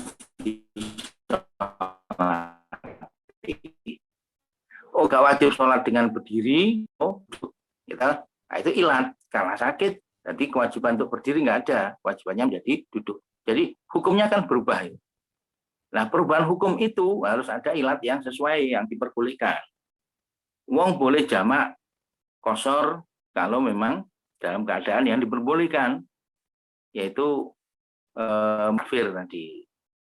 Nah, kosor sholat dua-dua itu sama dengan yang tidak kosor 4-4. Ono wong sing gak seneng kosor, kok mau titik sholatnya ya terserah. Padahal menurut saya kosor dua-dua itu podo kalau 4-4 gitu loh. Meskipun pelaksanaannya hanya dua-dua, itu podo. Itulah hukum. Itu. Sholat subuh kemana rakaat? Oh, enggak podo timbangannya isya petang rakaat. Enggak, podo kewajiban nih. Gitu. Jadi tatanan pengenalan begitu, tatanan hukumnya begitu. Artinya sama mendapatkan sesuatu yang diharapkan. Fardu kifayah, nek gak ono alangan apa-apa, no masjid. Fardu kifayah toh. Kita mendirikan jamaah masjid itu fardu kifayah, nek wong sak kampung gak ono sing ngedekno jamaah dosa kabeh. Padha karo ono jenazah dibarno gak dijarno gak diramut. Iku sing ngramut iku menjadi penanggung dosanya orang sekampung. Ayo bayangkan. Jadi wong sing jamaah no masjid itu menjadi penanggung dosanya orang sekampung kalau tidak melakukan jamaah. Jadi kalau kita ikut jamaah di masjid itu mempunyai jasa yang luar biasa.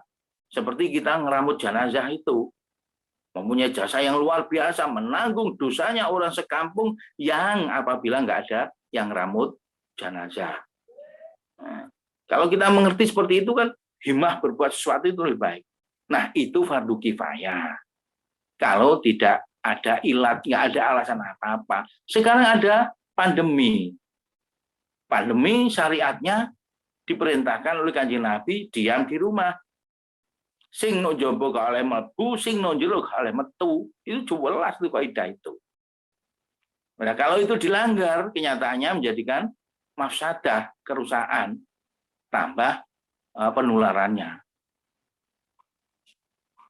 Ya.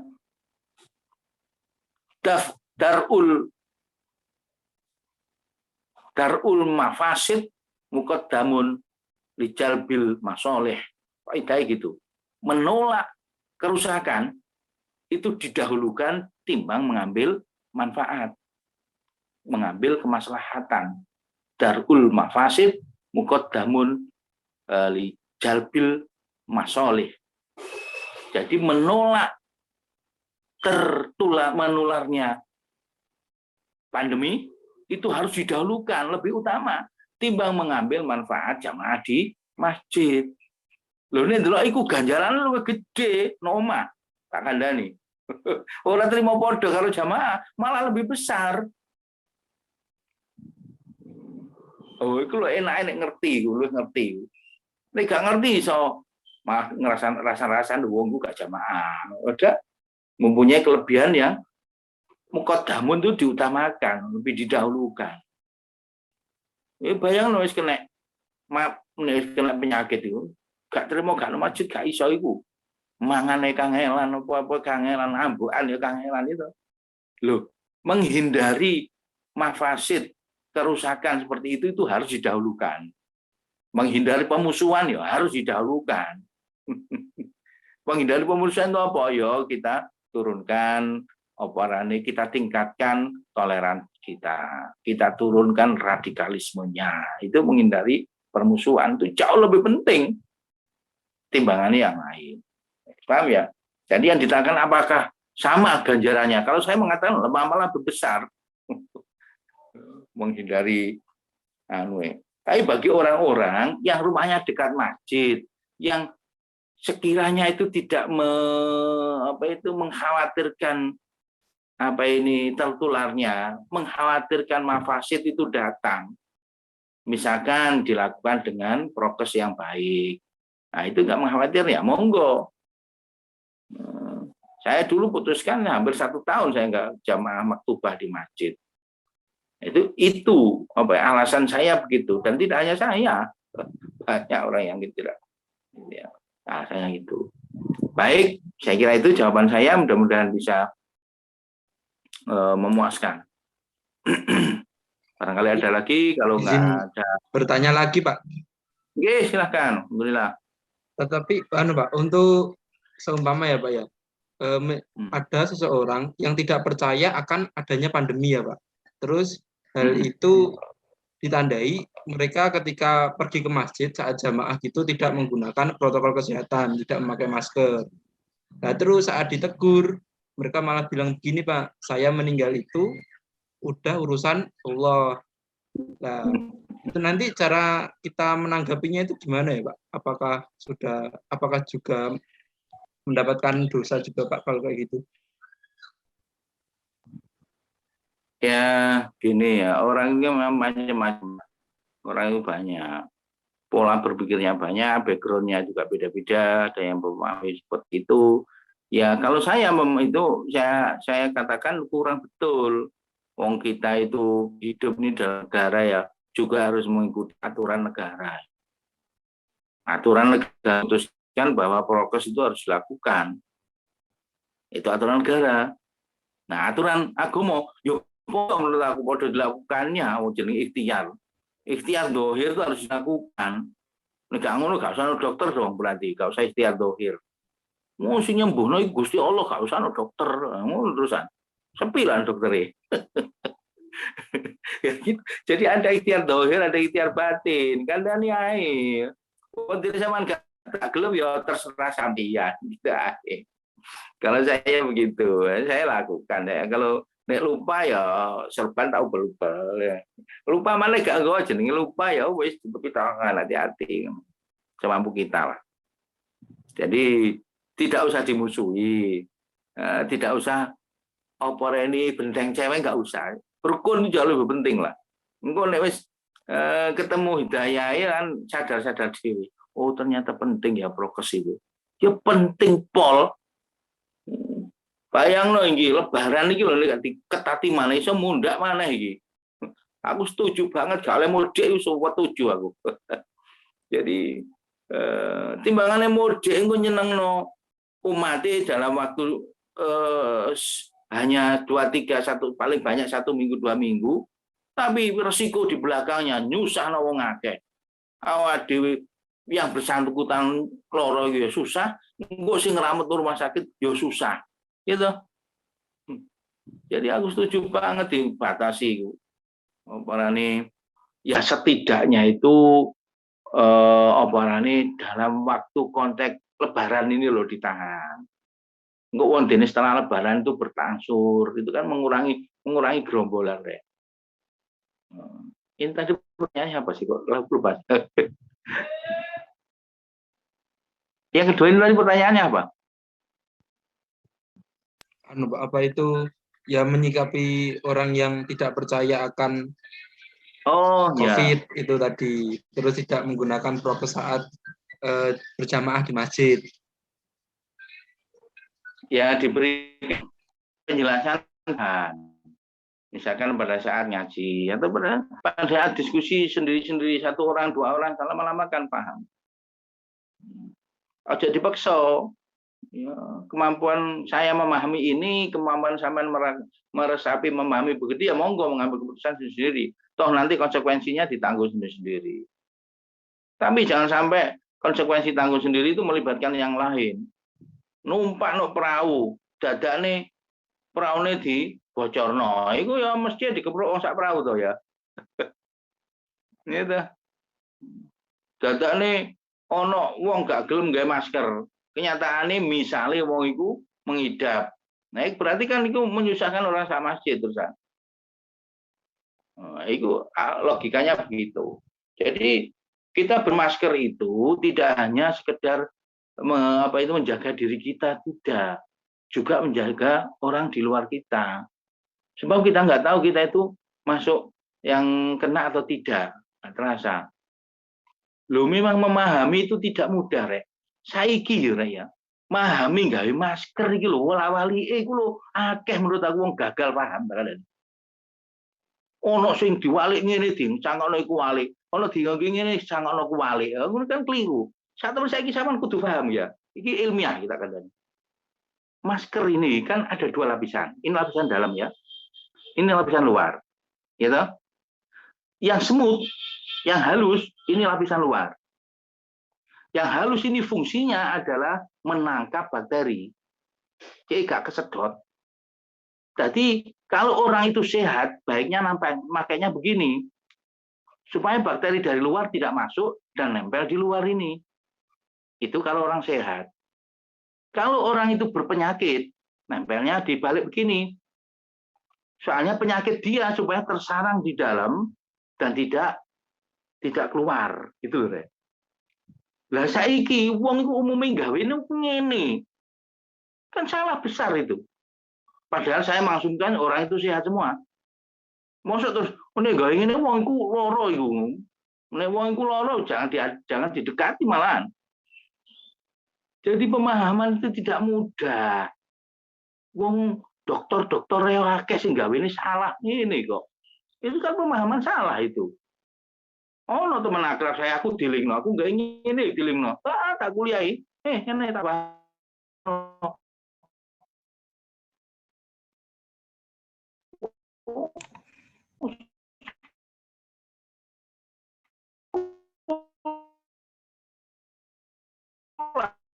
Dur kok memahami lho, nyaring putihin semut ini gak nyaring bakteri. Ini awal dhewe sehat, bakteri ini tidak masuk ke mulut kita, itu ditempelkan di luar. Kalau kita yang tidak sehat, dibalik gawe ini supaya ketidaksehatan bakteri yang muncul dari kita itu tidak menular ke luar. Oh, jirine ono sama dokter yai salah paham. Ya tak kandhani iku, lho aku melu sing dokter sing ngono lho. Iku apa iki? Paham rek? Iki logika, ini masuk akal gitu. Nggih, masker ae. Buktine kayak cap, ya, masker sing ono cap. Capnya kan di luar, capnya itu selalu pada lapisan yang ada semutnya ini, putih-putih itu. Nganggo pakaian itu mestinya cap itu diletakkan di luar. Nek capnya no dalam kan kualik gitu loh, rek. Paham ya, ya? Loh, saiki memahami ngono iku lho ora akeh sing ra betul. Apa maneh memahami kelengkapan iki takdir pangeran karo ora ikhtiar karo wis malah wong akeh sabar pira kadang tapi kudu apa iki sabar gitu loh. Apa ya? Sampeyan mulai saiki nek gawe masker ojo salah tak kandhani. Diguyu wong sing ngerti. Utawa dianggap sampean loro, gawene kok diwalik. Gitu ya. Ya, alhamdulillah. Yo, ayo terus. Ada lagi? Oke, Pak. Mungkin ada pertanyaan satu lagi sebelum ditutup. Ini ada Assalamualaikum. Assalamualaikum warahmatullahi wabarakatuh. Waalaikumsalam. Pagi Pak Mustain. Izin bertanya Pak. Sebenarnya tujuan Allah menciptakan semua makhluk manusia itu sebenarnya apa gitu Pak? Selain dalam ayat Al-Quran, wa ma khalaqtul jinna wal insa illa liya'budun, dan kami menciptakan manusia dan jin selain untuk menyembah kepada saya. Nah, sebenarnya kan Allah bisa saja menjadikan manusia semuanya menyembah kepadanya. Kenapa Allah malah memberikan takdir kepada manusia sesuai jalannya seperti itu, Pak, maksud saya. Terima kasih. Oke. Alhamdulillah. Ini pertanyaan Drawasi loh ini. Hati-hati jawabnya itu bisa pertanyaan seperti pertanyaan liar. Siapa yang membuat Allah itu masuk ke sana nanti. Semua, saya pernah bikin kaidah. Semua benda itu ada yang mewujudkan. Saya ingin mewujudkan Gusti Allah siapa kan? Terus nah, itu kalau nggak hati-hati menangkapnya ke sana. Kenapa Gusti Allah membuat aturan seperti itu ya? Nah ini sebenarnya suka-suka Allah. Tapi kita menangkap Allah menciptakan kita, terus menguji kita. Ini dalam rangka kasih sayang Gusti Allah. Kasih sayang Gusti Allah. Gusti Allah memberikan kasih sayang terhadap kita itu gak kena diukur kadang-kadang. Baru memberikan nikmat mata bisa melihat. Ini sudah tak terhingga nilainya. Oleh toh, meripat kita dibeli 1 triliun gitu. Siapa sih ngoleh? Baru nikmat mata, belum nikmat pikiran, belum nikmat lisan, nikmat rasa-rasa yang lain. Wah.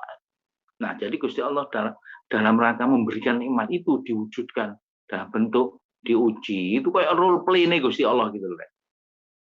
Ya, nek sing bener dikungguk di kayak hadiah, sing gak bener bukan disiksa dalam arti kebencian nih Gusti Allah, enggak. Disiksa itu dalam rangka menegakkan keadilan.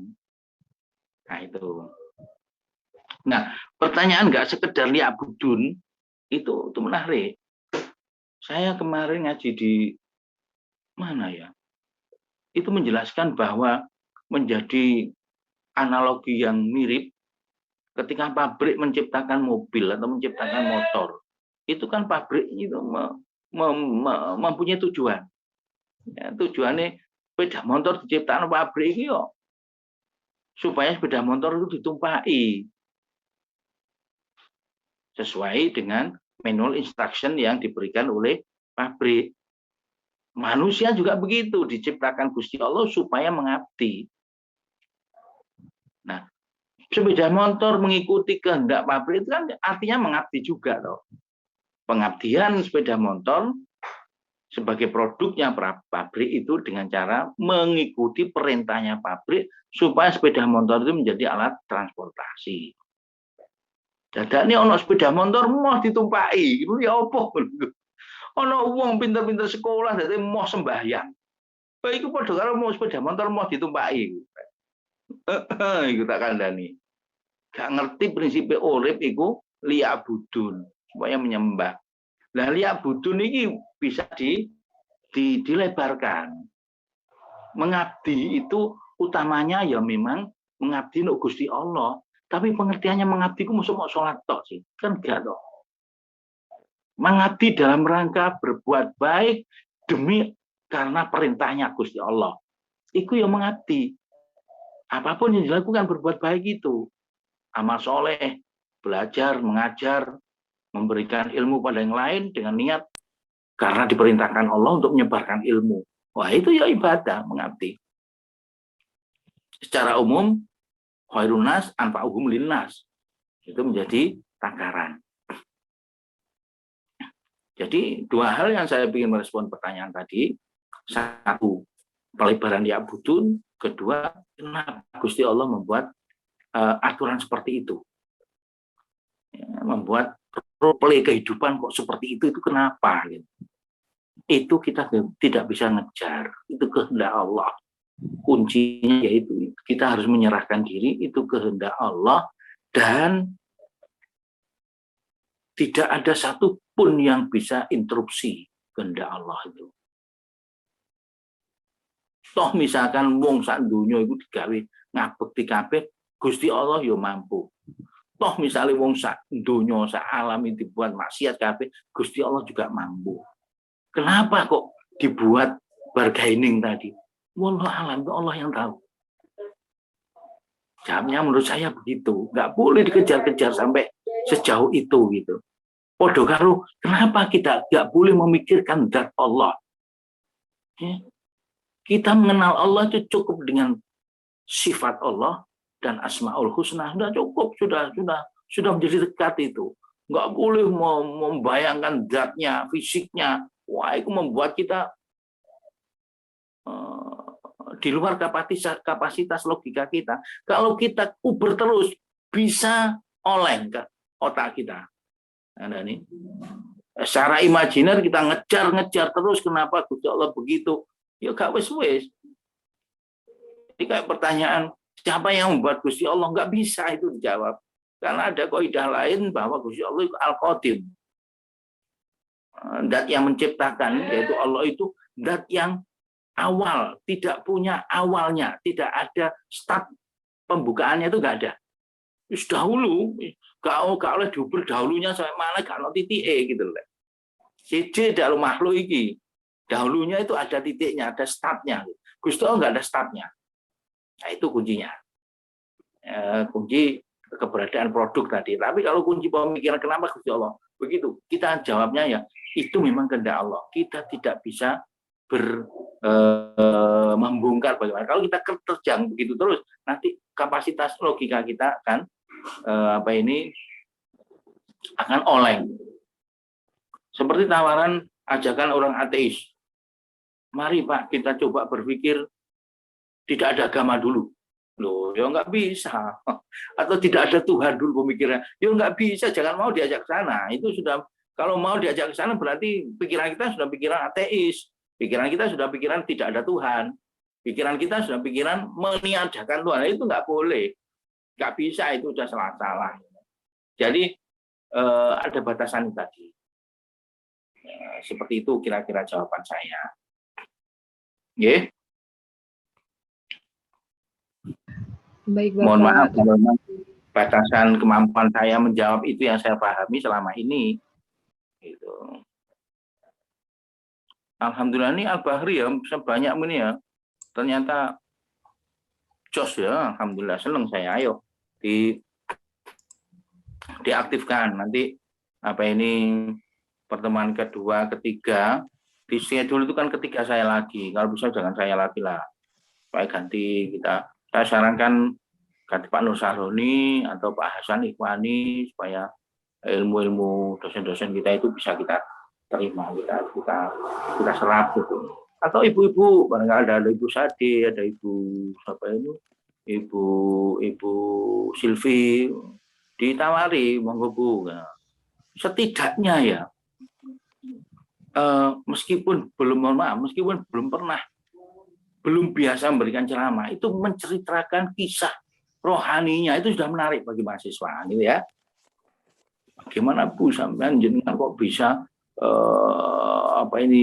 berkehidupan agama seperti itu, kan pasti punya riwayat rohani dan itu bisa ditularkan yang baik gitu. Oke. Saya dulu waktu mahasiswa gitu, saya pegang kerohanian, semua dosen saya tawari untuk memberikan nasihat. Ya.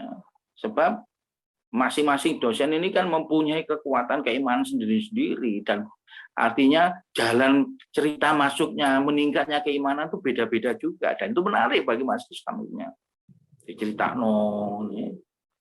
menarik untuk bisa menjadi bagian-bagian tertentu barangkali bisa ditiru gitu. Itu satu sisi. Sisi lain bagi yang ditawari untuk berceramah itu bisa meningkatkan himmahnya, belajar lagi, bisa meningkatkan kualitas ibadahnya kan gitu toh. Saling kalau kita dialog begini kan saling mengisi juga. Baik, alhamdulillah.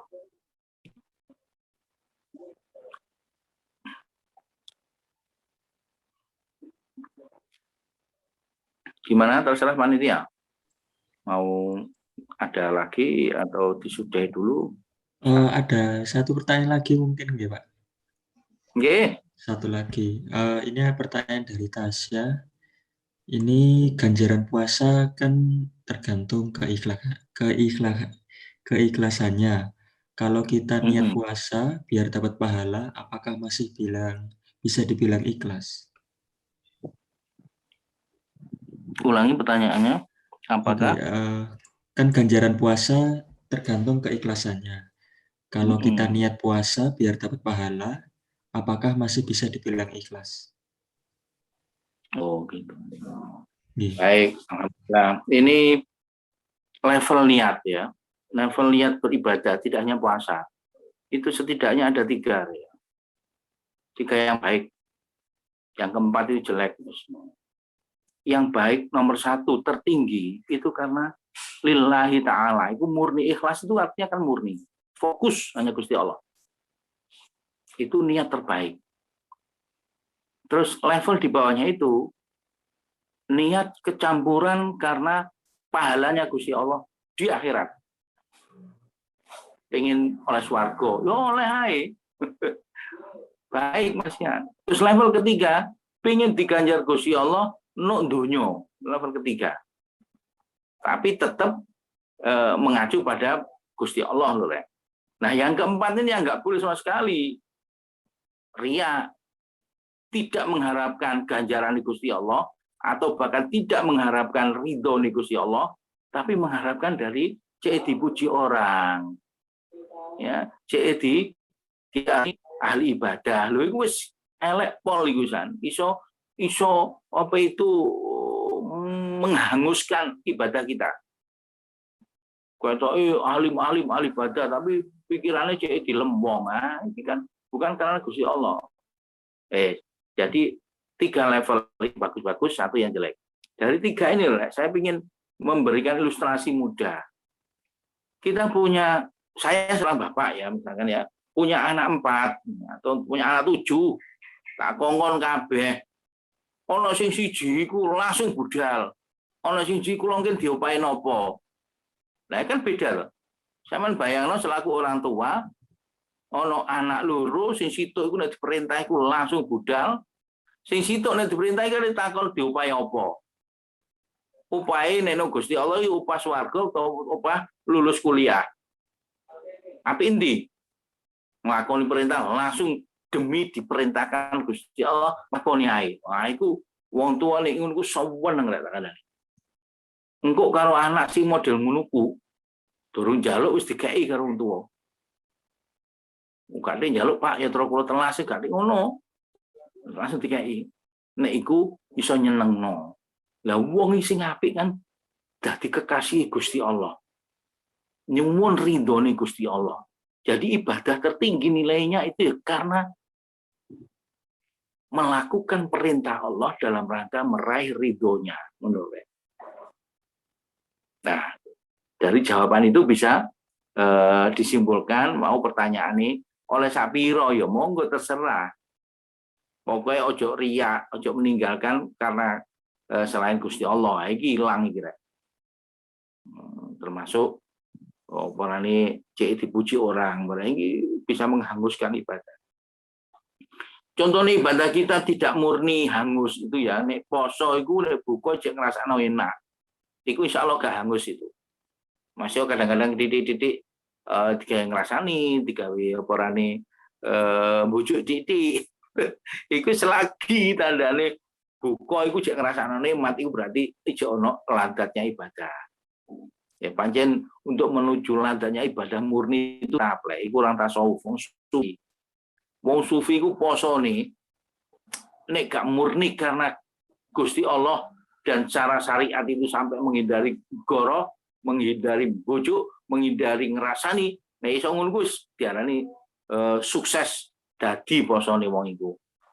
Dadi nek poso tok tibae cek ngrasani barang itu tutup posone wong tasawuf iku. Posone wong umum wong biasa. Jadi hanya menghindari syariat yang membatalkan puasa saja. Nek menghindari hakikat yang membatalkan puasa, ya iku mau oporane menghindari bojo, menghindari oporane ngrasani wong barang ngono ku. Nah, nek iso ngono iku tingkatan tinggi. Tapi misalnya wong poso iku jek ngrasani ora kok posone batal gak? Batal dadi posone wong tasawuf. Tapi secara syariat gak batal, gitu lho. Tahu ya? Baik. Alhamdulillah.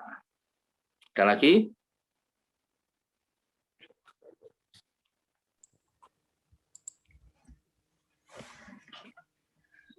Mungkin sudah karena waktunya. Oke. Juga mungkin baik, bisa ditutup.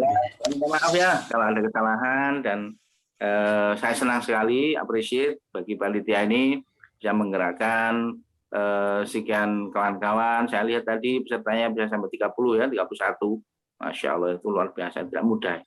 Itu jadi jariah sampean, jadi jariah, jadi amal soleh.